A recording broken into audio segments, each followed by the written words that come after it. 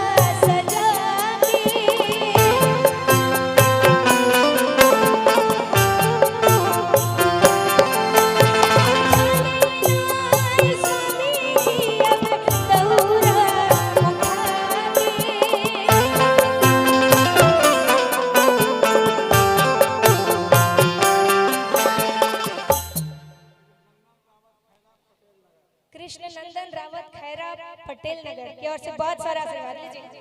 बहुत बहुत धन्यवाद भैया, बहुत बहुत शुक्रिया। आपको दिन दुगनी रात चौगनी तरक्की दे छठी मैया। फूल नारियल बासी दौरा सजा के चली नाई स्वामी जी अब दौरा उठा के, बात जे पूछे ला बटोहिया, बात जे पूछे ला बटोहिया, वह की करा की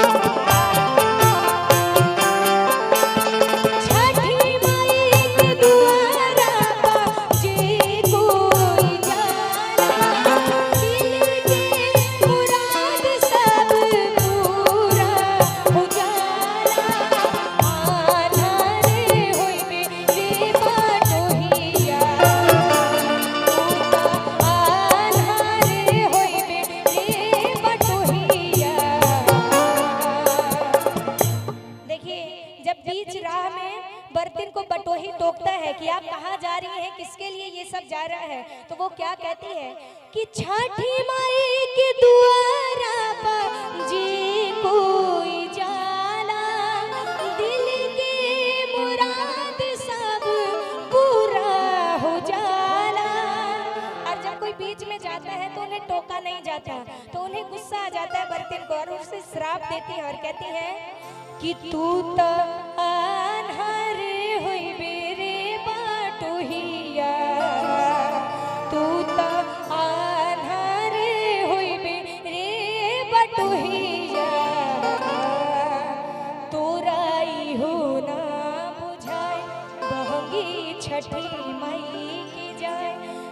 कहते सारे दरबार से जब हार जाते हैं तब लोग कहते हैं कि छठी मैया के पास जरूर जाइए, क्योंकि अगर कहीं सुनाई हो ना हो लेकिन छठी मैया के पास जो चला गया उसकी सुनाई जरूर होती है।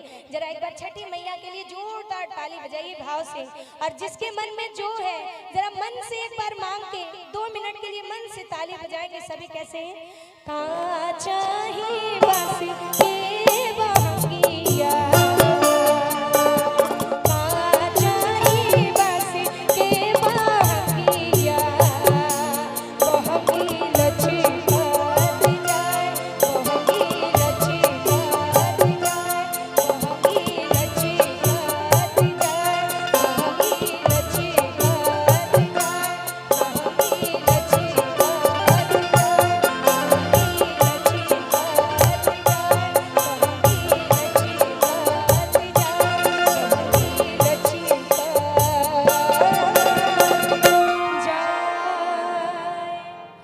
छठी मैया की, बोलिए सच्चे दरबार की।